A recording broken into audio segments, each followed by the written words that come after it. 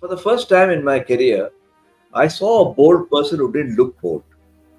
I met a lot of bold people, and they look bold. And my definition of a person who looks bold is that he speaks with a swagger.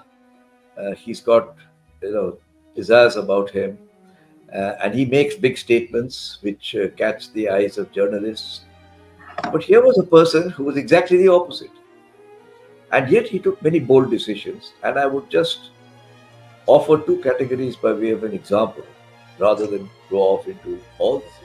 The first very bold decision he took was to go global, and the acquisition of Tetley, the acquisition of Taurus in the UK, Jaguar Land Rover, Brunamont in chemicals, General Chemicals in the US. All of these were seen by peers at that time as being, this guy has lost the game, he's lost the plot. But all of them didn't work perfectly, but many of them have worked to the advantage of the group. So that's one example of boldness. And now, of course, in hindsight, people are able to see that it was bold, but not at the time it happened.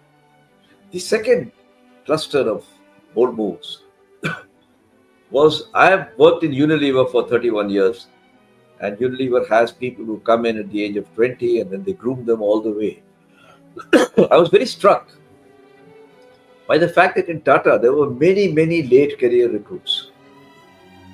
That's a very risky thing to do in business and management, because cultural fitments and ways of working and so on become very important.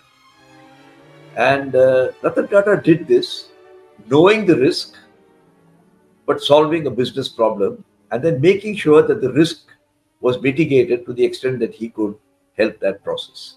I was one of the beneficiaries of this.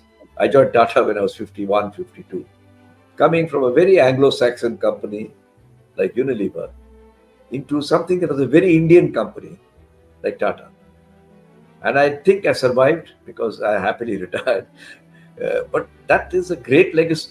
Very few people in the world of enterprise can say, as leaders, that they managed to bring in people and help them to settle into the culture of Tata.